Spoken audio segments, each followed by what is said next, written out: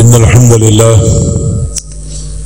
نحمده ونستعينه ونستغفره ونعوذ بالله من شرور أنفسنا ومن سيئات أعمالنا من يهده الله فلا مضل له ومن يضلله فلا هادي له وأشهد أن لا إله إلا الله وحده لا شريك له وأشهد أن محمدا عبده ورسوله يا أيها الذين آمنوا اتقوا الله حق تقاته لا تموتن إلا وأنتم مسلمون يا أيها الناس اتقوا ربكم الذي خلقكم من نفس واحدة وخلق منها زوجها وبث منهما رجالا كثيرا ونساء واتقوا الله الذي تساءلون به والأرحام إن الله كان عليكم رقيبا يا أيها الذين آمنوا اتقوا الله وقولوا قولا سديدا يصلح لكم أعمالكم ويغفر لكم ذنوبكم ومن يطع الله ورسوله فقد فاز فوزا عظيما أما بعد فإن خير الحديث كتاب الله وخير الهدي هدي محمد صلى الله تعالى عليه وسلم بشر الأمور محدثاتها وكل محدثة بدعة وكل بدعة ضلالة وكل ضلالة في النار من يطع الله ورسوله فقد رشد واهتدى ومن يعص الله ورسوله فقد ضل وغوى اللهم صل على محمد وعلى آل محمد كما صليت على إبراهيم وعلى آل إبراهيم إنك حميد مجيد اللهم بارك على محمد وعلى آل محمد كما باركت على إبراهيم وعلى آل إبراهيم إنك حميد مجيد سبحانك لا علم لنا إلا ما علمتنا إنك أنت العليم الحكيم رب اشرح لي صدري ويسر لي أمري واحلل عقدة من لساني يفقه قولي أعوذ بالله من الشيطان الرجيم من همزه ونفخه ونفثه بسم الله الرحمن الرحيم قل يا عبادي الذين أسرفوا على أنفسهم لا تقنطوا من رحمة الله إن الله يغفر الذنوب جميعا إنه هو الغفور الرحيم.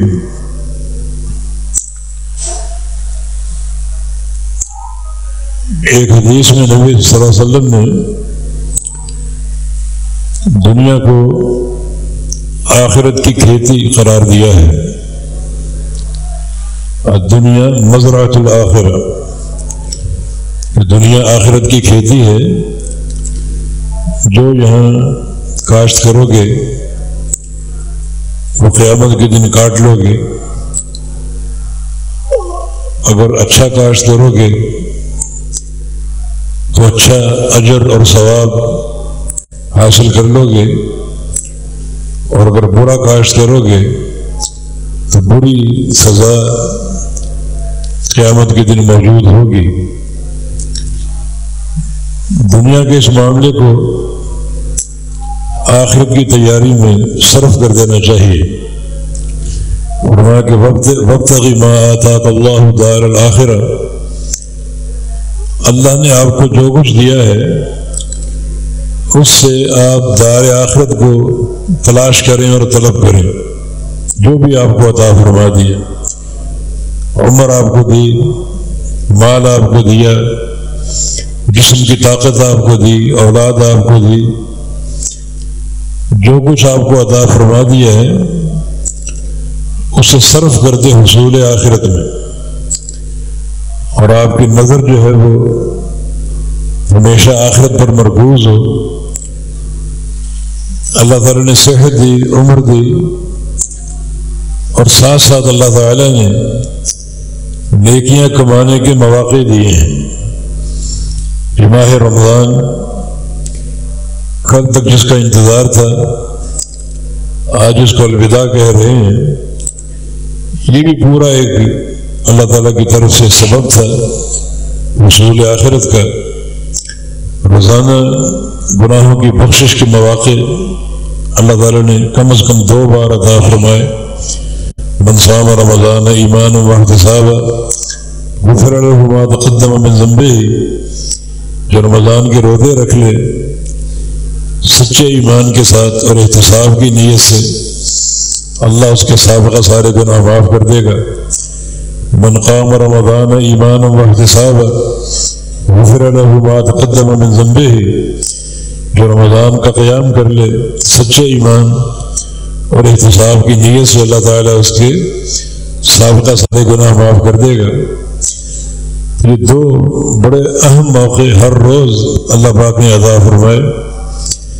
پھر آخری عشرہ عطا فرما دیا جس کی راتیں بڑی قیمتی تھی، اور خاص طور پر شب قدر، لیلۃ القدر خیر من 1000 شہر،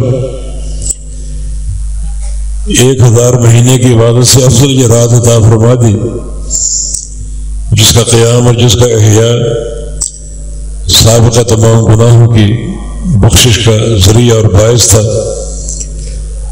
ممکن ہے جو کل کی رات ہے وہ لیلۃ القدر ہو،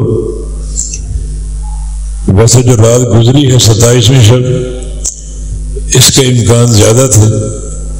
شیخ الاسلام نے یہ بات لکھی ہے کہ اگر طاق رات کے ساتھ ساتھ جمعے کی رات مل جائے تو وہ رات یقینی طور پہ لیلۃ القدر ہوتی ہے۔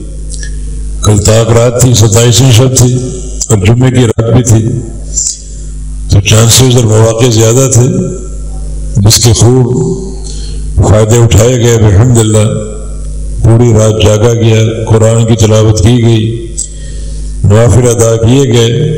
اللہ اپنی رضا کے لیے قبول فرما لے، اور اللہ رب العزت اس عمل کو دائمی بنا دے۔ کہ لعلکم تتقون پر غور کرنے کی ضرورت ہے۔ آغاز رمضان میں لعلکم تتقون پر غور کیا گیا تھا حصول تقوی کے لیے، اب غور کرو دوام تقوی کے لیے کہ اللہ تعالیٰ یہ تقوی ہمیشہ ہمیشہ کا عطا فرما دے۔ تقوی جو ہے وہ 1 آدھ مہینے کی عبادت نہیں ہے، بلکہ یہ ہمیشہ کی عبادت ہے، ہمیشہ کا یہ مقام ہے۔ تو دوام تقوی کی کوشش کی جائے۔ اللہ تعالیٰ اگر آج ہم سے عمل لے رہا ہے، کام لے رہا ہے، راتوں کو جاگنے کا اور تراویح کے اہتمام کا، روزوں کے اہتمام کا، یہ سارے عمل رمضان گزرنے کے بعد بھی ادا ہو سکتے ہیں، اور یہی دوام تقوی ہے۔ تقوی کیسے حاصل ہوگا؟ روزوں کے ساتھ، راتوں کے قیام کے ساتھ، قرآن پاک کی تلاوت کے ساتھ، اور یہ انفاق اور صدقات کا مہینہ، صدقات کے ساتھ، یہ سارے کام آپ نے انجام دینے ہیں، اور آپ کے دل میں تقوی اللہ نے ڈالنا ہے۔ التقوی ہاں ہونا، نبی اسلام کی حدیث ہے، تقوی یہاں ہوتا ہے، دل میں ہوتا ہے۔ آپ نے وہ کام کرنے ہیں جو آپ کی ڈیوٹی ہے، روزے کی صورت میں، قیام کی صورت میں، جو اللہ نے مال دیا اس کے انفاق کی صورت میں، اور قرآن پاک کی تلاوت کی صورت میں، اور جو مواسات کا عمل ہے وہ آپ نے انجام دینا ہے۔ اگر یہ درست ہے، ایمان کی اساس موجود ہے، تو اللہ رب العزت آپ کو تقوی عطا فرما دے گا، اس کا وعدہ ہے۔ لعلکم تتقون۔ اب اس تقوی کو اگر ہمیشہ قائم رکھنا ہے تو ان اعمال کے تسلسل کی ضرورت ہے۔ اگر ان اعمال کو چھوڑ دیں گے تو مانا جو تقوی کا سبق تھا، جو تقوی کا راستہ تھا، وہ ہم نے چھوڑ دیا۔ جن اعمال کی بنا پر تقوی حاصل ہوا، ان اعمال کو چھوڑ دیں گے تو تقوی کا منصب ضائع ہو جائے گا۔ تو جن اعمال کی بنا پر تقوی حاصل ہوا، ان اعمال کا تسلسل، ان اعمال کا دوام اور ان کی ہمیشگی، یہ تقوی کے منصب کو برقرار رکھے گی اور قائم رکھے گی۔ رمضان کے بعد بھی یہ اعمال جاری رہیں، نفلی روزے رکھے جائیں، رات کا قیام تہجد کی صورت میں ادا کیا جائے، نبی علیہ السلام کی حدیث ہے من صلی رکعتین لم یکتب من الغافلین، رات کو اٹھ کے 2 رکعت ہی پڑھ لو تو قیامت کی جناب کا شمار غافلین میں نہیں بلکہ ذاکرین میں ہوگا۔ 100 آیتوں کے ساتھ قیام کر لیا تو قانتین میں شمار ہوگا۔ یہ بندہ بڑا مطیع تھا، بڑا اسم خضوع تھا، اللہ کے سامنے جھکنا تھا اور اللہ کے فرامین کو قبول کرنا تھا۔ اور اگر 1000 آیتوں کے ساتھ قیام کر لیا تو کتب من المقنطرین، تو چاروں طرف خزانے خزانے ہوں گے اجر و ثواب کے، اور بندہ وہ خزانے لے کر قبر میں جائے گا اور وہ خزانے لے کر قیامت کے روز اٹھے گا تو مقنطرین میں اس کا شمار ہوگا۔ اس کا معنی یہ کہ یہ نیکی صرف رمضان تک محدود نہیں تھی، رمضان کے بعد بھی اس کو جاری رکھا جائے تاکہ تقویٰ کا سبق جو ہے جو رمضان میں حاصل ہوا رمضان کے بعد بھی برقرار رہے اور جاری رہے۔ تقویٰ کو دنوں کی یا مہینوں کی عبادت نہیں بلکہ زندگی بھر کی عبادت ہے۔ قرآن کی تلاوت رمضان گزرنے کے بعد لپیٹ نہ دی جائے، اس کو برقرار رکھا جائے، قائم رکھا جائے۔ ایک صفحہ پڑھو گے، صرف ایک صفحہ 5000 نیکیاں ملیں گی، صرف ایک صفحہ۔ کتنا وقت لگے گا؟ ایک پارہ پڑھو گے 1,00,000 نیکیاں ملیں گی۔ پورا قرآن ختم کرتے جاؤ گے، ایک ختم پر 30,00,000 نیکیاں ملیں گی۔ تو نیکیوں کی تو بارشیں ہو رہی ہیں، مواقع بالکل موجود ہیں۔ ایسا تو نہیں کہ رمضان گزرا اور نیکیوں کی بساط لپیٹ لی گئی، مواقع بالکل موجود ہیں، نفلی روزوں کی صورت میں، نفلی قیام کی صورت میں، قرآن کی تلاوت کی صورت میں۔ صدقہ اور انفاق رمضان کے بعد بھی جاری رکھیں۔ شریعت تھوڑی کہتی ہے کہ آپ خزانے خرچ کریں تب وہ قابل قبول ہوں گے۔ جو حیثیت جو اللہ آپ کو دے آپ اللہ کی راہ میں خرچ کریں، خیرات کریں اور صدقہ دیں۔ من تصدق بتمرۃ من کسب طیب، ایک کھجور ہی خرچ کر دیں، اللہ کو دی ہے، اللہ کی رضا کے لیے خرچ کی ہے تو اللہ خوش ہو جاتا ہے کہ میرے بندے نے مجھے کھجور دی ہے، کوئی دکھاوا نہیں، کوئی ریاکاری نہیں، تو اللہ اس کو قبول کر لیتا ہے، دائیں ہاتھ میں رکھ لیتا ہے اور اس کو پالتا ہے، اس کو بڑھاتا ہے، حتیٰ تصیر مثل احد، حتیٰ کہ اس دن جہاں ایک ایک نیکی کی ضرورت ہوگی یہ کھجور احد پہاڑ کے برابر آپ کے میزان حسنات میں ہوگی۔ اللہ اس کو پالتا رہے گا، بڑا کرتا رہے گا، اور بڑا کرتے کرتے اس کا حجم جو ہے، اس کا وزن جو ہے احد پہاڑ کے برابر بن جائے گا۔ جہاں ایک ایک نیکی کے فرق سے نتیجے برآمد ہوں گے، جب اعمال تولے جائیں گے، من رجحت السیئات والحسنات مثقال حبۃ خردل دخل النار، جس بندے کی نیکیاں کم ہو گئیں اور گناہ بڑھ گئے 1 ذرے کے برابر، صرف 1 ذرے کے فرق سے گناہ بڑھ گئے اور نیکیاں کم ہو گئیں، اتنا دقیق یہ حساب ہے، وہ بندہ جہنم میں جائے گا۔ جہاں ایک ایک نیکی کی ضرورت ہے چاہے وہ ذرے کے برابر کیوں نہ ہو، وہاں اگر یہ عمل پہاڑ کی صورت میں موجود ہو تو کس قدر بندے کی کامیابی کے امکانات روشن ہوں گے اور بندہ کامیاب قرار پائے گا۔ تو تقویٰ کو ایک دائمی عبادت کے طور پر لیں، لعلکم تتقون جو ہے، دوام تقویٰ پیدا کریں، دوام اطاعت کے ساتھ۔ جو اطاعت کے اعمال انجام دیے گئے جو تقویٰ کے حصول کا باعث تھے، انہی اعمال کو انجام دیں، تقویٰ کے دوام کا باعث بنیں گے، تاکہ جو محنت کر کے ایک منصب حاصل کیا تقویٰ کا وہ برقرار اور قائم رہے۔ اور تقویٰ کی سند اگر اللہ کی طرف سے مل جائے یہ بہت بڑی قبولیت ہے۔ اور اللہ رب العزت کسی بندے کے ساتھ جو رحمت کا معاملہ فرماتا ہے، اپنی رضا کا معاملہ فرماتا ہے، وہ معاملہ دائمی ہوتا ہے، مگر اس دائمی معاملے کے قابل اپنے آپ کو بنانا چاہیے۔ اللہ رحمت دے کر چھینتا نہیں ہے، رحمت کے دائرے کو تنگ نہیں کرتا۔ رحمت کی تعریف ہی یہ ہے کہ وہ بڑھتی ہے، پھیلتی ہے، کبھی اس کا دائرہ تنگ نہیں ہوتا۔ ہاں اللہ کے غضب کا دائرہ تنگ ہو جاتا ہے، رحمت کا دائرہ تنگ نہیں ہوتا، جس کی دلیل صحیح بخاری کی حدیث ہے کہ قیامت کے روز جہنم میں بندوں کو داخل کیا جائے گا اور جہنم کا پیٹ نہیں بھرے گا. بڑی وسیع جہنم ہے، بڑی وسیع لمبی چوڑی، خلق ڈالی جائے گی اور جہنم حل میں مزید کہے گی یا اللہ اور بھیج اور بھیج. بڑی گنجائش باقی ہے، اللہ اور بھیجے گا حتیٰ کہ لوگ ختم ہو جائیں گے اور جہنم کی پکار ابھی باقی ہے، حل میں مزید. تو اللہ تعالیٰ، یہ اللہ کا غضب ہے، اللہ کا عذاب.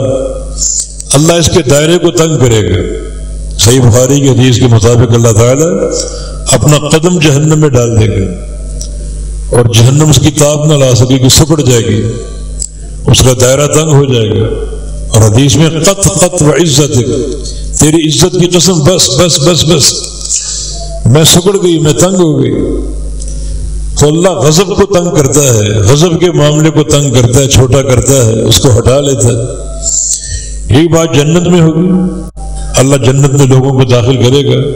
جنت بڑی وسیع ہے، بھرتی ہی نہیں، بڑی وسیع. اس وسعت کا کیا کہنا جس میں آخری جانے والا جنت میں اس زمین کے برابر 10 گنا حصہ جنت سے لے گا. اس زمین کے برابر کتنی وسیع ہے. لوگ جا رہے ہیں، داخل ہو رہے ہیں، جنت بھر ہی نہیں رہی. حتیٰ کہ ساری خلق ختم ہو گئی، دو ختم ہو گئے اور بڑا حصہ جنت کا باقی ہے، بالکل فارغ. تو اللہ تعالیٰ جنت کو تنگ کرے گا؟ نہیں. رحمت کو تنگ کرنا اللہ کا قانون ہی نہیں. یہ اللہ تعالیٰ کی رحمت کی تنقیص ہے. ينشئ اللہ لها خلقا آخر، اللہ رب العزت بقیہ جنت کے لیے ایک نئی مخلوق پیدا کر دے گا، نئی مخلوق لا بسائے گا. یسکنوا فضل الجنہ، اور ان کو جنت کے بقیہ حصے میں آباد کرے گا. جنت کو تنگ نہیں کرے گا، اس کی رحمت ہے. رحمت تنگ نہیں ہوتی. نئی مخلوق پیدا کر دے گا اور جنت کے بقیہ حصے میں ان کو آباد کر دے گا. اللہ تعالیٰ کی رحمت کے یہاں دو جو ہیں وہ مقام ہیں. ایک مقام یہ کہ اللہ اپنی جنت کو تنگ نہیں کرے گا، جہنم کو تنگ کر دے گا. غضب کا دائرہ تنگ ہو جائے گا، رحمت کا نہیں. دوسرا رحمت کا مقام یہ ہے کہ جن بندوں کو اللہ تعالیٰ پیدا کرے گا، جنت میں بسا دے گا، انہوں نے کوئی نیکی کر نہیں رکھی، ابھی پیدا ہوا، نہ کوئی سجدہ، نہ کوئی نماز، نہ کوئی عقیدہ. بغیر عمل کے اللہ تعالیٰ جنت دے سکتا ہے. تو جو لوگ عمل کریں گے، اللہ کی عبادت کریں گے، عقیدے کا اہتمام کریں گے، توحید کا درس لیں گے، عبادات کریں گے، روزے رکھیں گے، رات کے قیام کریں گے، وہ اللہ کے کس قدر اجر کے مستحق ہوں گے. جن کو اللہ تعالیٰ آج ہی پیدا کر کے جنت کے بقیہ حصے میں ٹھہرائے گا، کوئی عمل نہیں کیا انہوں نے، پیدا ہوتے جنت میں، اس کی رحمت کی وسعت کی دلیل ہے. تو جن کو عمل کا موقع مل گیا، جنہوں نے سجدے کر رکھے ہوں، رکوع کر رکھے ہوں، قیام کر رکھے ہوں، وہ اللہ تعالیٰ کے پیار کے، اس کی محبت کے کس قدر مستحق ہوں گے. بغیر عمل کے لوگ جنت میں جا رہے ہیں، یہ اللہ تعالیٰ کا فضل ہے. تو عمل کرنے والے کتنے پیار کے مستحق ہوں گے، کتنی محبت اور کتنی رضا کے مستحق ہوں گے. یہ بڑی عظیم دلیل ہے یہاں پر اللہ تعالیٰ کی رحمت کی اور رحمت کے خزانوں کی. تو دوام تقویٰ کے منصب کو اپنانا چاہیے اور اپنی پوری توجہ امور آخرت پر صرف کیجیے. پوری توجہ آخرت پر، آخرت کے حصول پر، کیونکہ دنیا کا عارضی ٹھکانہ ہے. چند سالہ اس کے لیے محنت کرتے ہیں، کوشش کرتے ہیں. آخرت تو دائمی ٹھکانہ ہے اور وہاں جو اللہ کا اجر اور ثواب ہے اس کا کوئی بدل، کوئی قیمت نہیں اس کی. لموضع صوت فی الجنت خیر من الدنیا وما فیہا، کہ جنت کی ایک بالشت کی جگہ پوری دنیا سے قیمتی، اس کا عوض کوئی نہیں. تو اس پر پوری توجہ مرکوز ہو. اس جنت کو حاصل کرنے کے لیے، اللہ کی رضا کو پانے کے لیے پوری توجہ مرکوز ہو. یہ ہے نظر آخرت پر. یا ایھا الذین آمنوا اتقوا اللہ ولتنظر نفس ما قدمت لغد. اللہ سے ڈر جاؤ اور دیکھو تم نے کل کے لیے کیا تیاری کی. وہ اللہ کی رحمت کے خزانے بھی ہوں گے اور وہاں دردناک کہانیاں بھی ہوں گی، دردناک عذاب بھی ہوں گے۔ نبی اسلام کو فرمان ہے لو انکم تعلمون ما اعلم لضحکتم قلیلا ولبکیتم کثیرا وما ضاجعتم نساءکم علی فرجکم ولخرجتم للصعودات تجأرون الی اللہ۔ آخرت میں کیا ہونے والا ہے، مرنے کے بعد کیا پیش آنے والا ہے، جو کچھ میں جانتا ہوں اگر تم جان لو تمہاری ہنسیاں بند ہو جائیں، رونے بیٹھ جاؤ، گھروں کو چھوڑ دو، بستروں کو چھوڑ دو، جنگلوں کا رخ اختیار کر لو، اللہ کے سامنے گڑ گڑانے لگو، مستقل رونے لگو۔ رونا تھمے ہی نہ، گڑ گڑانا تھمے ہی نہ۔ اگر تمہیں پتہ چل جائے کہ آخرت میں کیا ہے اور آخرت کے معاملات کیسے ہوں گے، مرنے کے بعد کیا پیش آنے والا، تمہیں اگر پتہ چل جائے تو ہر چیز چھوڑ دو، تم دنیا کی راحتیں، دنیا کے آرام، دنیا کے کاروبار، دنیا کی لذتیں، گھر بار چھوڑ دو، جنگلات کا رخ کر لو۔ یہ آخرت کا معاملہ۔ کیف انعم وقد التقم السور صاحبہ، میں تمہیں کیسے ہنستا دکھائی دوں، کیسے ہنستا دکھائی دوں۔ مجھے یہ بات معلوم ہے کہ فرشتہ جس نے سور پھونکنا ہے اپنے منہ میں سور دبائے کھڑا ہے اور اللہ کے امر کا منتظر ہے۔ جیسے اللہ کا امر آئے گا سور پھونک دے گا، ایک لمحے کی تاخیر کے بغیر۔ اسی لمحے جو لوگ مر چکے تھے وہ زندہ ہو جائیں گے اور جو لوگ بے ہوش تھے وہ ہوش میں آ جائیں گے۔ سور پھونکنے والا فرشتہ سور پھونکتے ہی عرض محشر کی طرف بڑھے گا اور پوری دنیا اس کے پیچھے پیچھے جائے گی۔ کوئی تاخیر نہیں ہے، کوئی ایک منٹ کی تاخیر نہیں ہے۔ ایک لمحے میں سور پھونکا گیا، اسی لمحے یہ دوسرا سور ہے۔ پہلے سور میں بے ہوشی قائم ہوگی، دوسرے سور میں لوگ ہوش میں آ جائیں گے، مردے زندہ ہو جائیں گے، قبریں پھٹ جائیں گی۔ فرشتے کا رخ اوپر آخرت کے میدان کی طرف ہوگا اور لوگ اس کے پیچھے پیچھے ہوں گے۔ کوئی مڑ کے نہیں دیکھ سکیں گے، کوئی پھر نہیں سکیں گے، گھوم نہیں سکیں گے۔ فرشتے کے سامنے اسرافیل کے پیچھے پیچھے جائیں گے، اسی لمحے عرض معاشر میں جمع ہو جائیں گے۔ تو اس منظر کی تاب لا سکتا ہے کوئی؟ ملائکہ پہلی بار یہ منظر دیکھیں گے قیامت کا، پہلی بار تو کہیں گے سبحانک ما عبدناک حق عبادتک، یا اللہ تو پاک ہے، ہم تیری عبادت کا حق ادا نہیں کر سکے۔ حالانکہ ملائکہ کا حساب نہیں، مگر قیامت کی دہشت ان کو بھی مبتلا خوف کر دے گی۔ حالانکہ ان کی عبادت صدیوں کی عبادت ہے، صدیوں کے سجدے، صدیوں کے قیام ہے۔ اللہ نے جن فرشتوں کو پیدا کر کے سجدے میں ڈال دیا وہ قیامت تک سجدے میں، قیامت تک اتنے طویل سجدے، مگر حقیر جانیں گے کہ ہم نے تو کچھ بھی نہیں کیا۔ قیامت کا خوف فرشتوں کو کیوں ہے؟ فرشتوں کا حساب و کتاب نہیں ہے، اس کے باوجود خوف جو ہے اس دن کی دہشت اور ہولناکی کی دلیل، بلکہ فرشتے تو پھر بھی ذی روح ہیں۔ نبی علیہ السلام کے سامنے قصہ پیش آیا، ایک شخص آیا اور آ کر کہا کہ یا رسول اللہ صلی اللہ علیہ وسلم رات میں خواب میں تھا، سورہ صاد کی تلاوت کر رہا تھا۔ سورہ صاد میں داؤد علیہ السلام کا قصہ ہے اور سجدہ ہے داؤد علیہ السلام کا، خر راکع واناب، داؤد علیہ السلام کا سجدہ ہے۔ جب وہ سجدہ آیا تو میں نے سجدہ کیا خواب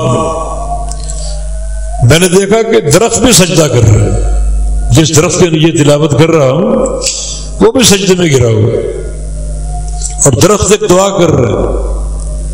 درخت کی دعا پر غور کیجیے، اللہ مکتوب لی بہا عندک اجرا وحط عنی یوم القیامت وزرا وجعلها لی ذخرا وتقبلها منی کما تقبلت من عبدک داؤد۔ اے اللہ اس سجدے کا اجر اپنے پاس لکھ لے، درخت کی فرمائش اور درخت کی طلب، اس سجدے کا اجر اپنے پاس لکھ لے اور اس سجدے کو قبول کر کے میرے سارے بوجھ ڈال دے، سارے دکھ اور درد ٹال دے، جو بھی بوجھ ہے۔ آخرت کے بوجھ کی ایک حساسیت درخت کو بھی حاصل ہے، جمادات، حالانکہ کوئی حساب نہیں، بالکل ختم ہو جائیں گے، مگر میرے سارے بوجھ ڈال دے اور اس سجدے کو آخرت کا ذخیرہ بنا لے۔ اور اس سجدے کو قبول کر لے جیسے تو نے داؤد علیہ السلام کا سجدہ قبول کیا تھا. یہ درخت کی بات ہو سکتا ہے اس دعا کے ذریعے پیغام ہمارے لیے ہو کہ سجدہ بہت قیمتی ہے.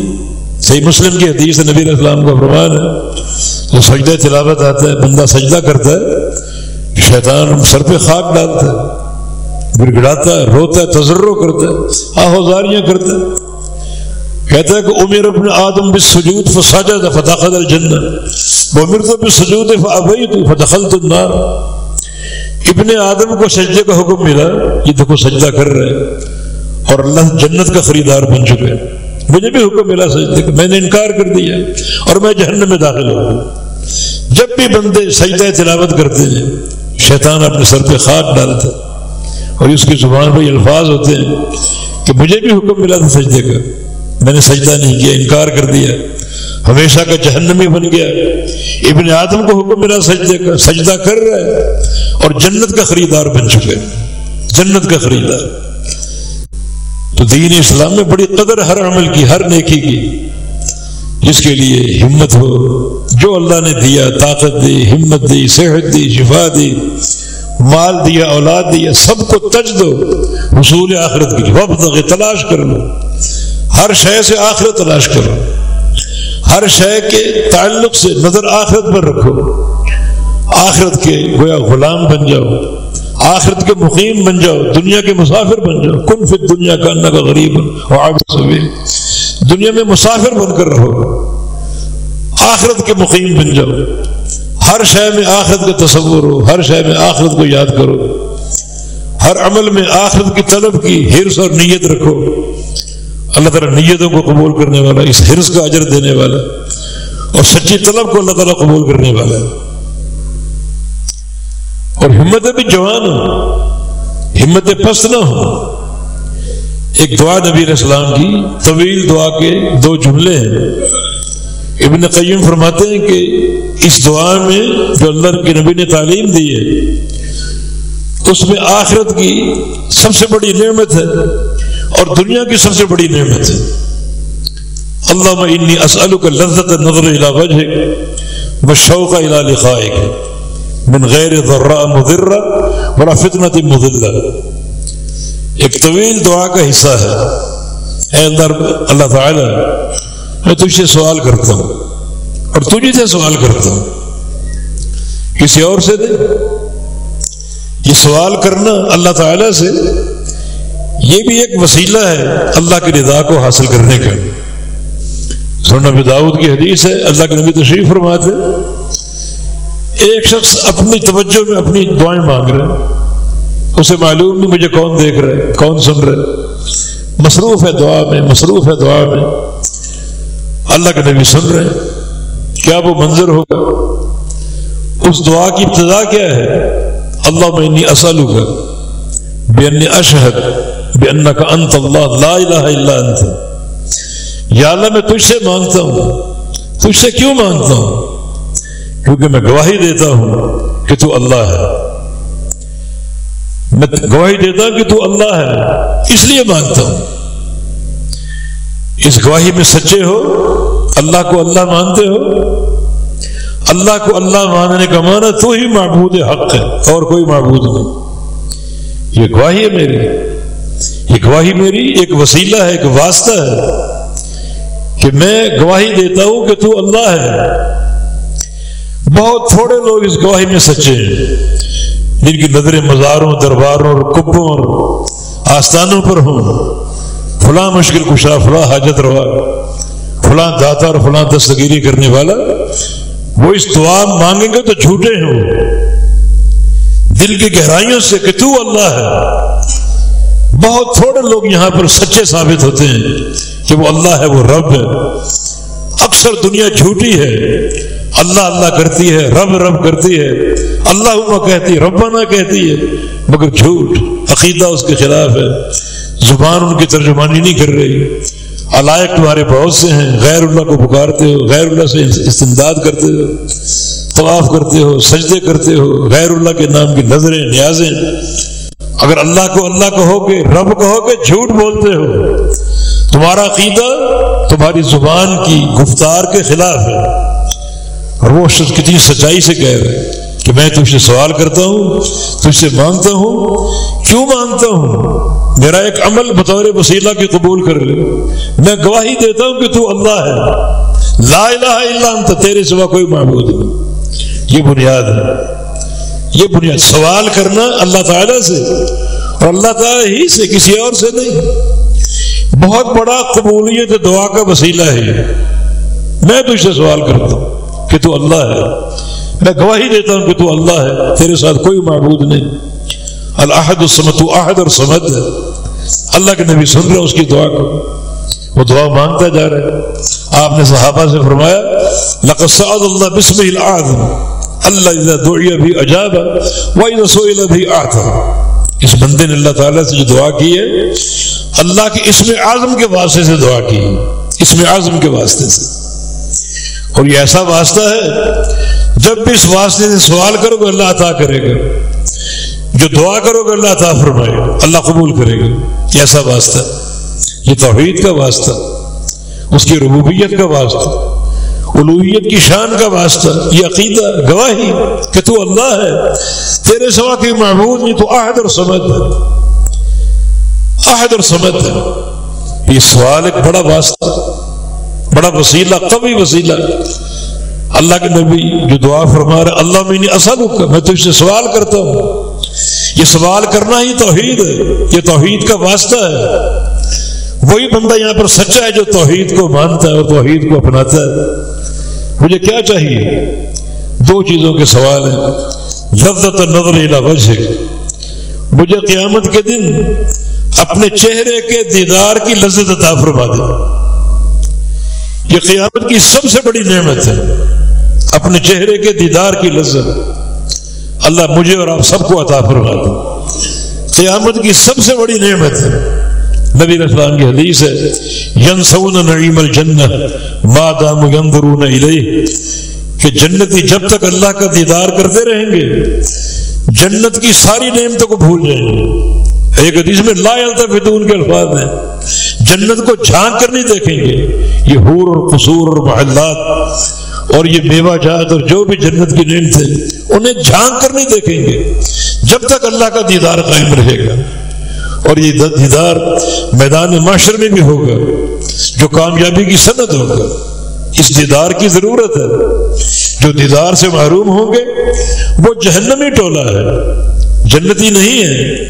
میدان معاشر میں اللہ تعالیٰ آئے گا، اعلان کرے گا کہ خبردار، دنیا میں جو بندہ جس کا پجاری تھا اس کے ساتھ چلے جاؤ. سورج کے پجاری سورج کے ساتھ، چاند کے پجاری چاند کے ساتھ، اور یہ حجر و شجر کے پجاری اپنے بتوں کے ساتھ چلے جائیں گے اور ان سمیت جہنم کا لقمہ بن جائیں گے. ان سمیت جو بھی شرک کرنے والے اپنے معبودوں کے ساتھ ان کا پیچھا کریں گے اور ان کے ساتھ جہنم کا لقمہ بن جائیں گے. یہ امت باقی رہ جائے گی. منافقین بھی ہوں گے، مومنین بھی ہوں گے. اللہ تعالیٰ پھر آئے گا، اللہ تعالیٰ کو دیکھیں گے. مومن کہیں گے کہ یہ اللہ نہیں ہے، یہ اللہ نہیں ہے، ہم اللہ کی اس اللہ کے پجاری نہیں تھے. حدیث میں اللہ تعالیٰ اپنی صورت کے علاوہ کسی اور صورت میں آئے گا. جو اللہ کی صورت کا علم مومنین کو ہے وہ صورت نہیں ہے. وہ صورت کیا ہے؟ اللہ کی وہ صورت کیا ہے؟ لیس کمثلہ شیء، اس جیسی کوئی چیز نہیں. ایسا اس کا چہرہ ہوگا جو مخلوقات کی تشبیہ اور مماثلت سے پاک ہوگا، بالکل پاک.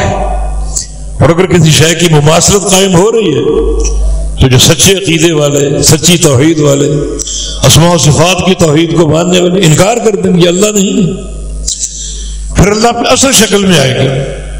اب جنتی پہچانے گا ہاں یہ چہرہ ہے، لیس کمثلہ شیء. اس چہرے میں کوئی تشبیہ نہیں، کوئی مماثلت نہیں.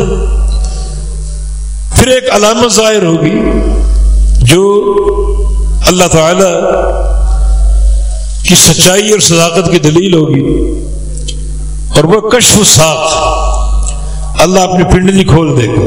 صحیح بخاری کے حدیث میں یکشف ساقہ ہو، اللہ اپنی پنڈلی کھول دے گا. یہ علامت ہوگی اللہ تعالیٰ کی معرفت کی. یہ علامت ہوگی جب لوگ دیکھیں گے تو سجدے میں گر جائیں گے. سارے فاسق و فاجر مشرک جا چکے، اب یہ مسلمان باقی ہیں. منافقین بھی ساتھ ہیں، منافقین بھی ساتھ ہیں. اللہ ان کو نفسیاتی مار مارے گا. خوش ہیں کہ ہم ساتھ ہیں، ہمارا کام بن چکا ہے، ہمارا بیڑا بھی پار ہو چکا، سب جا چکے، بس یہ باقی اور ہم باقی. اب مسلمان سجدے میں گر جائیں گے. جب سچے مومن واحد سجدے میں گر جائیں گے، یہ سجدہ کامیابی کی نشانی ہوگا، کامیابی کی سند ہوگا. منافقین میں سجدہ کریں گے مگر ان کی کمرے تختہ بن جائیں گے، سجدہ کر ہی نہیں سکیں گے. اب سارا معاملہ ختم ان کا، بربادی ان کا مقدر بن چکی. بھائی یہ سجدہ ہے کامیابی کی دلیل. یہ سجدہ اللہ کی معرفت پر قائم ہے. رب تعالیٰ کی معرفت حاصل کرو، توحید کے خزانے سمجھو اور سمیٹو. یہ میدان معاشر میں کامیابی کی اساس ہوگا. جو سجدہ کریں گے وہ کامیاب ہیں، جو سجدہ نہیں کریں گے وہ ناکام ہیں. منافقین سجدے کی کوشش کریں گے، کمرے تختہ بن چکی، سجدہ کر ہی نہیں پائیں گے. لیکن خالص موحد اللہ کی معرفت والے وہ سجدے میں کامیاب ہو جائیں گے. توحید پر محنت کرو، اللہ کی معرفت پر محنت کرو. یہ معرفت یقیناً آخرت کی کامیابی کی اساس ہے. تو اللہ کے نبی یہی دعا کر رہے ہیں، اسألک لذۃ النظر الی وجہک. میرا سوال یہ ہے کہ مجھے قیامت کے روز اپنے چہرے کے دیدار کی لذت عطا فرما دے. سب سے لذیذ نعمت ہے یہ، سب سے اعلیٰ نعمت، سب سے عمدہ نعمت. قیامت کی سب سے بڑی نعمت اللہ کا دیدار ہے، اور سب سے بڑا عذاب اللہ کے دیدار سے محرومی. کلا انہم عن ربہم یومئذ لمحجوبون. اللہ سے یہ حجاب میں ہوں گے، اللہ کو دیکھ نہیں سکیں گے. سب سے بڑی محرومی یہ ہوگی، سب سے بڑا عذاب یہ ہوگا. تو پھر جو سب سے بڑی نعمت ہے اس کی طلب ہو، بار بار طلب ہو. اس راستے پر چلا جائے جو اس راستے کے لیے اسباب مہیا کرتی. بہت سے اسباب للذین احسنوا الحسنى وزیادہ. جو لوگ توحید کو قبول کر لیں، عبداللہ بن عباس کی تفسیر عرض کر رہا ہوں، احسنوا اے قالوا لا الہ الا اللہ. توحید کو سمجھ لیں، لا الہ الا اللہ کو سمجھ لیں، نفی اور اس بات کو پہچان لیں. ان کے لیے حسنہ ہے، حسنہ جنت کا نام ہے، ان کے لیے جنت ہے. وہ زیادہ اور کچھ اور بھی. زیادہ کی تعریف اللہ کے پیغمبر نے کی. وہ زیادہ جو ہے وہ اللہ کے چہرے کا دیدار، اللہ کے چہرے کا دیدار. کن کے لیے؟ احسن، جنہوں نے توحید کو سیکھا، لا الہ الا اللہ کو سیکھا، اس کے معنی کو جانا، اس کے تقاضوں کو پہچانا، ان پر ڈٹ گئے، استقامت کا اظہار کیا، ان کی جنت. تو نعمت عظمیٰ یہ پانی ہے، حسنہ کے ساتھ اللہ کا دیدار پانا ہے. تو اللہ کی توحید پر محنت، اس کلمہ لا الہ الا اللہ کی معرفت، اس کو پوری طرح سمجھنا اور پہچاننا. نفی کا تقاضا، اس بات کا تقاضا. لا الہ نفی ہے، الا اللہ اس بات ہے. کوئی معبود نہیں، نفی کو نفی رکھو، ہر معبود کا انکار کر دو. اس بات کو اس بات رکھو، صرف ایک اللہ معبود حق ہے، باقی سارے معبود باطل. یقیدہ پوری قوت کے ساتھ ہو، لا الہ بھی قوت کے ساتھ ہو، الا اللہ بھی قوت کے ساتھ ہو، معبودان باطلہ کا انکار بھی قوت کے ساتھ ہو، اور ایک سچے معبود کا اقرار بھی پوری قوت کے ساتھ ہو. اللہ کے دیدار کا راستہ، اللہ کے دیدار کی یہ اساس جو قیامت کے روز حاصل ہوگی. اللہ کے نبی کا سوال، یہ دعا کہ مجھے قیامت کی طرف اپنے چہرے کے دیدار کی لذت عطا فرما دینا. نبی رسول میں ایک بات تشریف فرما تھے، اور 14ویں کی رات تھی، چاند چمک رہا تھا. آپ نے چاند کو دیکھا، اس کی صفائی اور نور کو دیکھا. کوئی بیچ میں بادل حائل نہیں، کوئی گرد و غبار حائل نہیں، سیدھا چاند نظر آ رہا. آپ بڑے پائے کے مربی تھے، سوچا اس منظر کے تعلق سے صحابہ کی تربیت کر دی جائے، امت کی تربیت کر دی جائے. میں چاند دیکھ رہے، یہ دیکھ رہے، بالکل صاف، ہاں بالکل صاف. اور میں اسی طرح قیامت کے روز تم اپنے رب کے چہرے کو دیکھو گے، بالکل صاف. کوئی لا تضامون فی رؤیتہ، کوئی تکلیف نہیں ہوگی اللہ کی رؤیت میں۔ یہ نہ سمجھو کہ ایسا نور ہوگا کہ آنکھیں چندے آ جائیں گی، آنکھوں کو راحت ملے گی، لذت ملے گی۔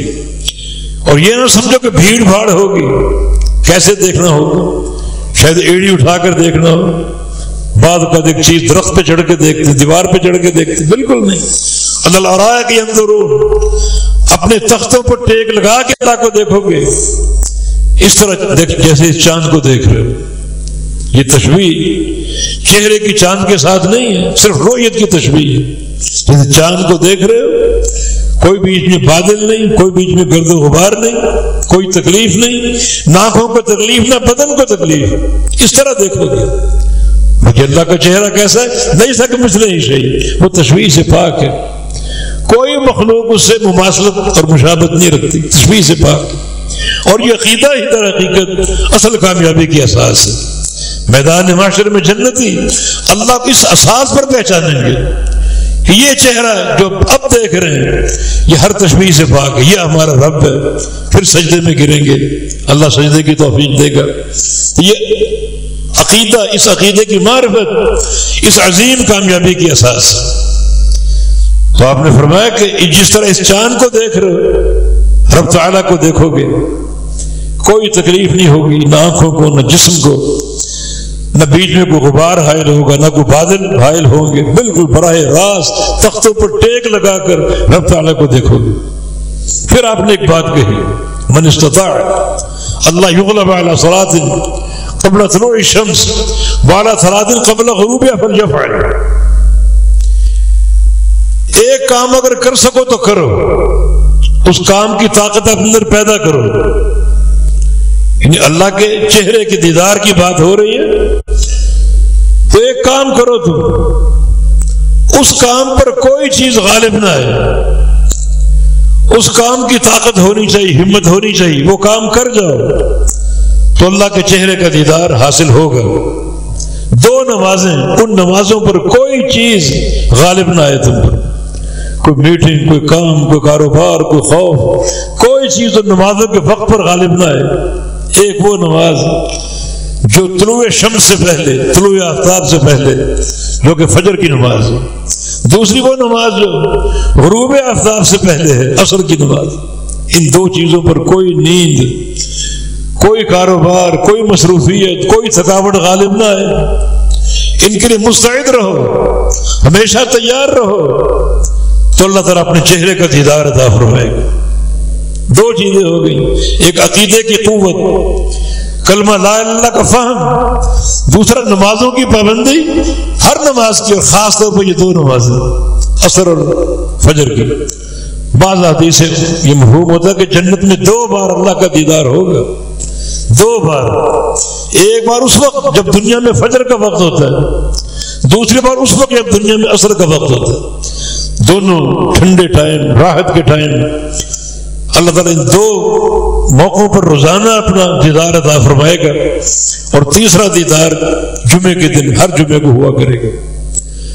جنت میں لیل و نہار نہیں ہے، نہ دن ہے، نہ رات ہے، نہ اندھیرا، نہ نور، نہ دھوپ، نہ دنوں کا تغیر کہ جمعہ ہفتہ اتوار پھر۔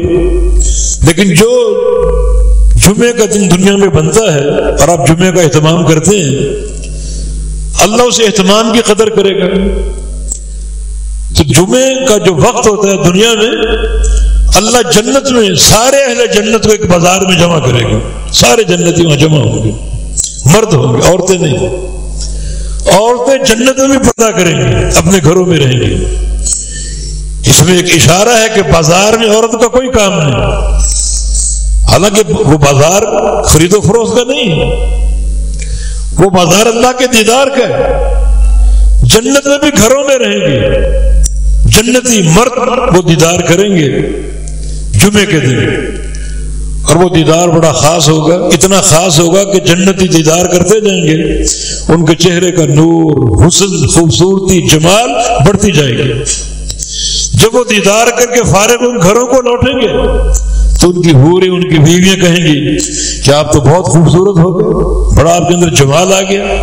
ان کی بیویاں ان کو دیکھیں گی، ان کا حسن بڑھ جائے گا، ان کا جمال بڑھ جائے گا۔ ان کے چہرے کا نور بڑھ جائے گا اور یہ بڑھتا ہی رہے گا۔ جنت دائمی ٹھکانا ہے۔ غور کریں کیا جمال ہوگا، کیا حسن ہوگا، بڑھتے بڑھتے بڑھتے بڑھتے، نہ کوئی رکاوٹ ہے، نہ کوئی کمی ہے، نہ کوئی ناغہ ہے، نہ کوئی تعطل ہے۔ تو یہ تین موقع کا دیدار، اللہ کے نبی کی یہ دعا، اصل کو لذت نظر الی وجہک، کہ اپنے چہرے کے دیدار کی لذت مجھے عطا فرما دینا، جو قیامت کی سب سے چھوٹی کی نعمت۔ ابن قیم کے بقول یہ دعا جو ہے جنت کی سب سے نفیس شے کی طلب ہے، سب سے اعلیٰ شے کی طلب ہے۔ تو اس کے لیے دنیا میں اپنی ہمتیں بھی نفیس بناؤ، ہمتیں بھی اعلیٰ بناؤ، انتہائی پختہ اور قوی توحید کو اختیار کرو، توحید کو سیکھو، اسماء و صفات کو سیکھو۔ آپ کبھی علماء سے مستغنی نہیں ہو سکتے، ذہنوں میں تلمس طے کرو فہم توحید کے لیے۔ سب سے چوٹی کی نعمت کی بنیاد ہے یہ، جتنا اس میں گہرائی ہوگی، جتنی وسعت اور قوت ہوگی، اتنا کامیابی کے امکان زیادہ ہوں گے۔ اور نبی علیہ السلام کی یہ دعا یقیناً تبھی قابل قبول ہوگی آپ کے لیے، آپ کے حق میں، ہمارے حق میں، جب توحید کی معرفت ہوگی۔ اور یہ وسیلہ بار بار پیش کیا جائے گا۔ دوسرا نمازوں کی پابندی، نمازوں کی حفاظت، اور خاص طور پہ یہ دو نمازیں عصر اور فجر کی، یہ ایک آپ کی دعا اور آپ کا سوال، یعنی قیامت کی سب سے نفیس نعمت کا سوال ہے، سب سے نفیس اور اعلیٰ نعمت کا۔ دنیا کا سوال کیا ہے؟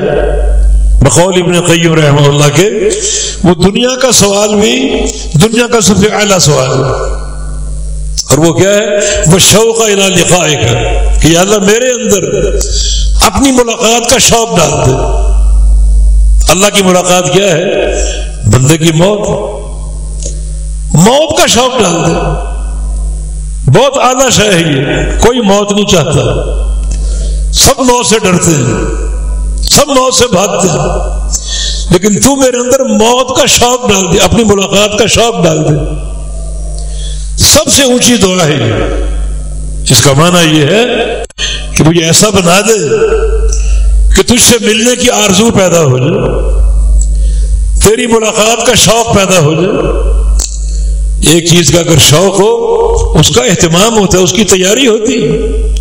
اللہ کی ملاقات کا اگر شوق ہے تو اس ملاقات کی تیاری ویسا بنو کہ اللہ دیکھ کے راضی ہو جائے۔ خالی یہ شوق نہیں ہے، اس شوق کے پیچھے محنت ہے، ریاضت، ایک مجاہدہ ہے جو اللہ کو راضی کر دے، خوش کر دے، ملاقات کا شوق پیدا کر دے۔ یہ شوق اصل میں عمل کی غمازی ہے، ایسا عمل، حقوق اللہ، حقوق العباد میں ایسی کامیابی کہ مجھے موت کا خوف نہ رہے، ہر وقت موت کے لیے مستعد رہوں، تیار رہوں، بلکہ ملاقات کا شوق ہو۔ من احب لقاء اللہ احب اللہ لقاءہ، ومن کرہ لقاء اللہ کرہ اللہ لقاءہ۔ جس بندے کے دل میں اللہ کی ملاقات کی محبت ہوگی، اللہ اس سے محبت کرے گا، اللہ اس سے ملنا چاہے گا۔ اور جس بندے کے دل میں اللہ کے لقاء، اس کی ملاقات کی کراہیت ہوگی، اللہ اس کی ملاقات سے کراہت کرے گا۔ سیدہ عائشہ صدیقہ اس حدیث کو سمجھ نہ سکی، عرض کیا کلنا یکرہ الموت، ہر بندہ موت سے کراہت کرتا ہے، کون چاہتا ہے میں مر جاؤں؟ یہ حدیث پھر کیا اس کا معنی ہے؟ کون بندے اللہ کی ملاقات کی محبت کرتے ہیں؟ رسول اللہ صلی اللہ علیہ وسلم نے فرمایا کہ عائشہ، جب انسان کی موت کا وقت آتا ہے فرشتے پہنچ جاتے ہیں جنت اور جہنم کے کفن لے کر، اور ایک بندہ دیکھ رہا ہے جنت کے کفن کو، جنت کی خوشبوؤں کو، ملائکہ کے استقبال کو، اپنے نتیجے کو، اپنے اعمال کے نتیجے کو۔ اب مجھے 2-4 گھڑیاں باقی ہیں اس کی زندگی کی، وہ گراں سمجھے گا، اس کی خواہش ہوگی کہ جلدی اللہ سے جا ملوں۔ جو اللہ کی ضیافتیں، مہمان نوازیاں، جو اس کی قدردانی اور جو اس کی رحمت کا نتیجہ، فوراً کہے گا جلدی اللہ سے جا ملوں۔ یہ اللہ کی ملاقات کی محبت ہے۔ اپنے اس عظیم انجام کو دیکھتے ہوئے، جنت کے کفن کو دیکھتے ہوئے، جنت کی خوشبوئیں محسوس کرتے ہوئے اللہ کی ملاقات چاہے گا، اللہ اس کی ملاقات چاہے گا۔ بندہ نیک اور صالح، بندہ کامیاب ہے۔ اور جو بندہ جہنم کے فرشتوں کو دیکھے گا، عذاب دیکھے گا، دہشت ناک شکلیں دیکھے گا، جہنم کی بدبوئیں دیکھے گا اور سونگے گا، وہ پھر اپنی اللہ کی ملاقات کو ناپسند کرے گا کہ اللہ سے کیسے ملوں، کیا عذاب ہوگا، کیا تکلیف ہوگی، کیا جو ہے وہ دہشت ہوگی، اب وہ بھاگے گا اللہ کی ملاقات سے۔ تو جنت کی سچی طلب اگر آ جائے اور طلب کی راہ کی جو کوشش وہ اگر آ جائے تو بندہ اللہ سے ملنا چاہتا ہے۔ عمیر ابن حمام رضی اللہ عنہ جنگ بدر کے شہید تھے، نبی علیہ السلام کو میدان بدر میں آئے، جھولی میں کھجوریں کھا رہے، عرض کیا بڑا ایک عالم استغنا، یا رسول اللہ اگر میں اس میدان میں داخل ہوں، آگے بڑھتا جاؤں، پیچھے نہ بھاگوں، ہر زخم سینے پر کھاؤں، پشت پر کوئی زخم نہ کھاؤں، حتیٰ کہ جان قربان کر دوں، مجھے کیا ملے گا؟ فرمایا کہ جنت عرضها السماوات والارض، جنت ملے گی جس کی چوڑائی زمین و آسمان کے برابر ہے، لمبائی کا کوئی اندازہ ہی نہیں، چوڑائی زمین و آسمان کے برابر۔ اچھا کھجوریں پھینک دی، صرف 7 کھجوریں چن لے، کچھ کھا کے قوت حاصل کر لو۔ وہ کھانے لگا، انہیں کہتا تمہیں کھانے بیٹھ جاؤں تو دنیا کی زندگی لمبی ہو جائے گی، مجھے ابھی اللہ سے ملنے کا شوق ہے، وہ بھی پھینک دی۔ یہ چند لمحات 7 کھجوریں کھانے کے، وہ زندگی بھی طویل ہو رہی ہے، گراں محسوس ہو رہی ہے، وہ بھی پھینک دی۔ ابھی مجھے اللہ کی ملاقات چاہیے، ابھی مجھے جنت چاہیے۔ میدان میں کود گیا، آگے بڑھتا گیا، سینے پر زخم کھاتے کھاتے شہید ہو گیا۔ جنگ کے بعد اللہ کے نبی نے اس کو دیکھا، کان صادقا فصدقہ اللہ، سچا تھا، اللہ نے اس کی صداقت کی تاج رکھ لی، اس کی صداقت کا اللہ نے بھرم رکھا، سچا تھا، جو بات کی سچائی کے ساتھ کی، کوئی زبانی جمع خرچ نہیں تھا، کوئی زبان کا نعرہ نہیں تھا۔ آج ہم نعرہ باز قوم ہے، جو بات کی سچائی کے ساتھ کی۔ یہ جنت کی طلب کا شوق، اللہ کی ملاقات کا شوق، یہ شوق عمل صالح کی بنیاد پر ہوتا ہے۔ ایک بندہ بد کردار ہو، وہ اللہ سے ملنا چاہے گا۔ اللہ تعالیٰ نے کیا فرمایا یہودیوں کے بارے میں؟ قل یا ایھا الذین ھادوا ان زعمتم انکم اولیاء للہ من دون الناس فتمنوا الموت ان کنتم صادقین۔ اے یہودیوں، تمہارا یہ دعویٰ ہے تم اللہ کے دوست ہو، اللہ کے پیارے ہو، تو اپنے پیارے سے ملنا کیوں نہیں چاہتے؟ چلو موت کی تمنا کرو، اپنے پیارے سے ملنے کے لیے موت کی تمنا کرو۔ اس پیار کا تقاضا ہے کہ اس سے ملو، جا کر اس کی ملاقات کرو، تو پھر موت کی تمنا کرو۔ اگر واقعی تم اللہ کے پیارے ہو اور اللہ کے محبوب ہو تو اپنے محبوب سے، اپنے محب سے ملنا کیوں نہیں چاہتے؟ موت کی تمنا کرو۔ بلا یتمنونہ ابدا بما قدمت ایدیہم، کبھی یہ موت کی تمنا نہیں کریں گے، انہیں معلوم ہے آگے ہمارے اعمال کیسے ہیں، ہم نے کیا آگے بھیج رکھا ہے، ہر بندہ جانتا ہے۔ یہودی تو بڑے بڑے عالم تھے، بڑی معرفت ان کو معلوم ہے۔ آج اگر موت کی تمنا کر لی اور اللہ نے موت دے دی تو بڑے جوتے پڑیں گے، بڑا عذاب علیم برداشت کرنا پڑے گا۔ تو یہ جانتے ہیں آگے ہمارے اعمال کیسے ہیں، یہ کیسے موت کی تمنا کریں گے، مرتے ہی جہنم میں جائیں گے، اللہ کی ناراضگی کا، اس کے غضب کا نشانہ بنیں گے۔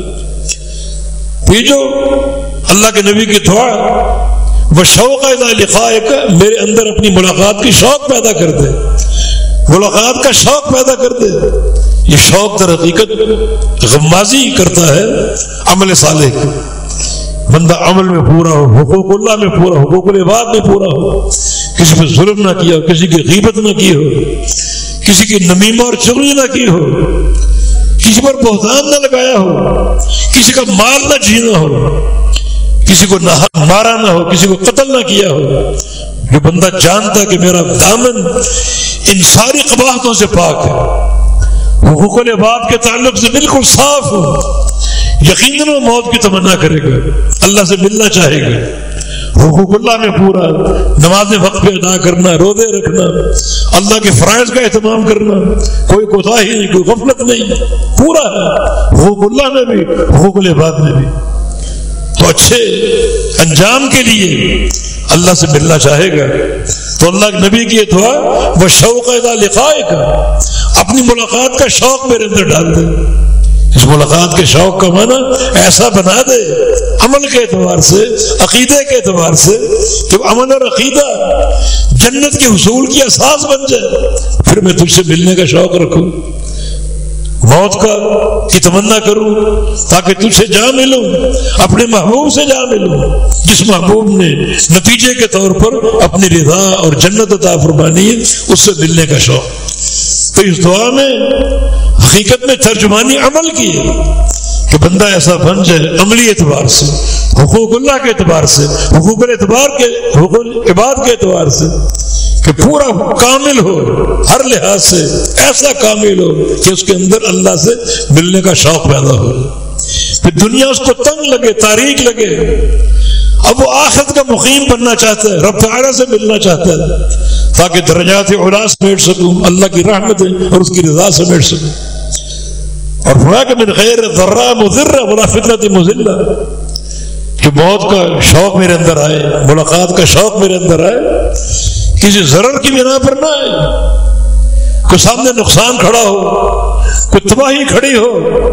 بہت کا بندہ ایک نقصان سے، ایک ضرر سے بچنے کے لیے موت کی تمنا کرتا ہے، وہ نقصان ناقابل برداشت ہوتا ہے۔ تو یہ طلب جو ہے موت کی کسی ضرر کی بنا پر نہ ہو، ولا فتنۃ مضلہ، اور نہ کسی گمراہ کرنے والے فتنے کی بنا پر۔ فتنوں کا دور، بڑے گمبھیر فتنے، جانی بھی، مالی بھی، خاندانی بھی، ہلاکتیں، عقیدے کے فتنے، ایمان کے فتنے۔ تو بندہ ان فتنوں سے بچاؤ کے لیے موت کی تمنا کرتا ہے۔ نہیں، وہ موت کی تمنا کسی فتنے کے ڈر سے بھی نہ ہو، کسی نقصان کے ڈر سے بھی نہ ہو، بلکہ میرا تیرا معاملہ ایسا صاف ہو، عمل میں ایسا کامل بنا دے کہ کسی فتنے کے بغیر، کسی ضرر کے بغیر تجھ سے ملنے کا شوق پیدا ہو جائے۔ حقیقت میں عمل کی دعوت ہے۔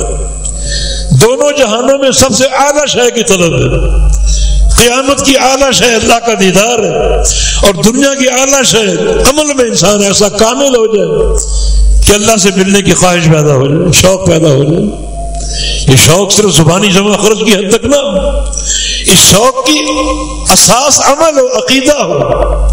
اللہ بندے کے دل میں ایسا فہم ڈال دے کہ میرے بندے تو کامیاب ہے، تیرا عقیدہ قابل قبول، تیرا عمل قابل قبول، تو پھر وہ اللہ سے ملنے کا شوق پیدا کر لے۔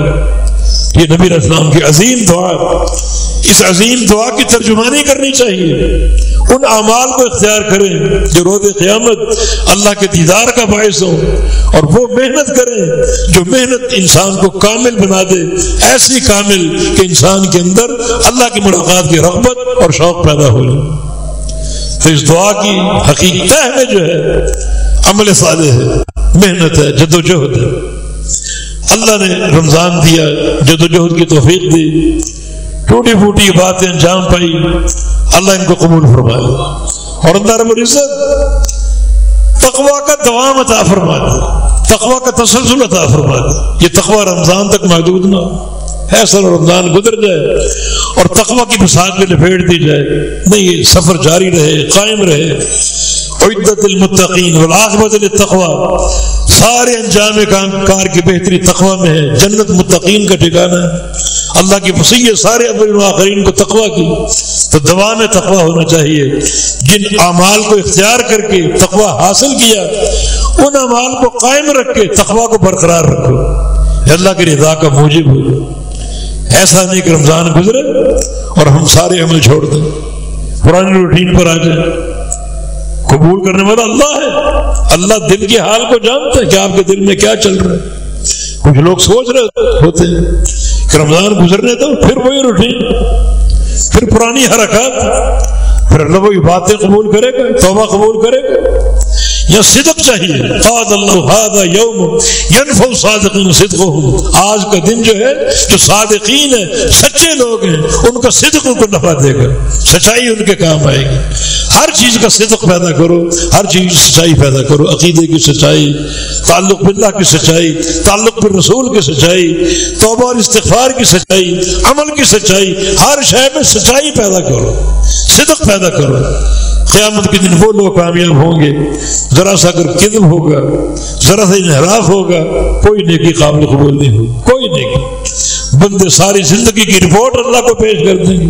ایک کہے گا میں نے پوری زندگی قرآن سیکھا اور سکھایا، دوسرا کہے گا مجھے مال خرچ کرنے کا شوق تھا، پوری زندگی میں صدقہ دیا تیری راہ میں، تیسرا کہے گا مجھے جہاد کا شوق تھا، لڑتا رہا، جہاد کرتا رہا، حتیٰ کہ شہید ہو گیا۔ لیکن کذبتا کے بعد یار جھوٹ بول رہا ہے، جھوٹ بول رہا ہے، جھوٹ بول رہا ہے۔ صدق کام آئے گا، عمل کیا حالانکہ اس نے قرآن سیکھا اور سکھا، اس نے ثقافتیں کی، اس نے جہاد کر کے اپنی جان قربان کر دی، عمل ہے بالکل، صدق نہیں ہے، صدق اخلاص نہیں، صدق تعلق باللہ نہیں۔ تو نے قرآن پڑھا اور پڑھایا تاکہ تجھے دنیا علامہ اور فہم حافظ صاحب قاری صاحب کے اوپر اشتہاروں میں تیرا نام چھپے، دنیا تیرے گیت گئے، تم نے مال خرچ کیا، لوگ کہیں واہ حاتم تائی پیدا ہو گئے، نیا حاتم تائی، اور تم نے جہاد کیا، لوگ تمہیں شجاع کہیں، بہادری کی دھوم مچ جائے، عمل موجود ہے، صدق موجود نہیں۔ صدق چاہیے، صدق اخلاص، صدق تعلق باللہ، یہ چیز کام آئے گی۔ صدق اگر ہوگا، اللہ صدق دیکھ لے تو اللہ ایک عمل پر راضی ہو جاتے۔ جو لوگ غار میں چھپ گئے تھے اور ایک بھاری پتھر غار کے دھانے پر آ گیا، انہوں نے کیا کیا تھا؟ ایک نیکی کا انتخاب کیا اور دعا کی، اس نیکی کا وسیلہ اللہ کو پیش کر دیا، بس ساتھ ایک جملہ کہا اللہم ان کنت تعلم انی فعلت ذلک ابتغاء مرضاتک فافرج عنا ما کنا فیہ۔ یا اللہ جس نیکی کا وسیلہ پیش کیا تو سب جانتا ہے، اگر یہ تیری رضا کے لیے خالص تھی تو ہمیں نجات دے دے، رہائی دے دے۔ تینوں کی دعا اللہ نے قبول کر لی۔ وہ دھانا سے وہ پتھر سرک گیا، چٹان سرک گئی، راستہ بن گیا، صرف ایک نیکی کا وسیلہ، مگر وہ نیکی اخلاص پر قائم تھی۔ اور یہ تین بندے قیامت کے دن پوری زندگی پیش کریں گے، پڑھنا پڑھانا، سیکھنا سکھانا، پوری زندگی کی ثقافتیں، پوری زندگی کا جہاد اور شہادت سب پیش کر دیں گے، اور کذب تھا، کذب، جھوٹے۔ ایک نیکی پیش کرنے والا اگر اخلاص پر تھا، وہ سچا تھا، اللہ نے نجات دے دی، وہ اللہ کا محبوب بن گیا۔ پوری زندگی پیش کرنے والا جھوٹا تھا، عمل تھا، اخلاص نہیں تھا، صدق کا تعلق نہیں تھا، وہ مسترد ہو گیا۔ انجام کیا ہوگا؟ اس عبو بہ النار، تینوں کو پکڑو، ٹانگوں سے پکڑو اور گھسیٹو ان کو چہرے کے بل اور جہنم میں ڈال دو، سب ختم۔ تو صدق چاہیے، صدق، تو اللہ تعالیٰ صدق عطا فرما دے۔ اس دعا میں سب کچھ ہے، اپنے چہرے کا دیدار، من عقیدہ دے دے، نمازیں دے دے، صدق تعلق دے دے، صدق اخلاص دے دے، اور شوق لقاء کا، ملاقات کا شوق، مانا ایسا عمل دے دے کہ وہ عمل اتنا کامل و اکمل ہو کہ میرے اندر تیری ملاقات کی رغبت، خواہش اور شوق پیدا ہو جائے۔ یہ ہر ایک کے دل میں نہیں پیدا ہوتا، بہت تھوڑے لوگ ہیں۔ بڑی چوٹی کی دعا، بڑی قیمتی دعا، بقول ابن قیم کے وہ دعا آخرت کی سب سے بڑی دعا ہے، اور یہ دعا دنیا کی سب سے بڑی دعا ہے، لیکن اس کے پیچھے عمل ہے، عقیدہ ہے، توحید ہے، محنت ہے۔ محنت کر رہے ہو، ان کو جاری رکھو اور قائم رکھو۔ رمضان گزرنے کے بعد اس بساط کو لپیٹنا نہیں، اس کو جاری رکھو، تسلسل قائم ہو، تاکہ تقویٰ کا دوام پیدا ہو جائے اور تقویٰ کا تسلسل پیدا ہو جائے۔ یہ اللہ کی رضا کی نشانی ہوگی۔ وَاعْبُدْ رَبَّكَ حَتَّىٰ يَأْتِيَكَ الْيَقِينُ، تا دم حیات، موت تک اللہ کی عبادت کرو، تقویٰ پر قائم رہو، پرہیزگاری پر قائم رہو، عقیدے پر، عمل صالح پر قائم رہو۔ یہ اللہ کی رضا کا موجب ہوگا۔ اللہ تعالیٰ یہ ٹوٹی پھوٹی باتیں قبول فرما لے۔ رمضان رخصت ہو رہے، یا اللہ ہمیں تقویٰ کا دوام عطا فرما دے۔ جو محنت رمضان میں کی ہیں، رمضان کے بعد بھی متسلسل قائم رکھیں تاکہ تقویٰ کا دوام قائم رہے۔ یہ اللہ کی رضا کا موجب ہوگا۔ اللہ پاک توفیق عطا فرما دے۔ اقول قولی ھذا واستغفر اللہ لی ولکم، وآخر دعوانا الحمد للہ رب العالمین۔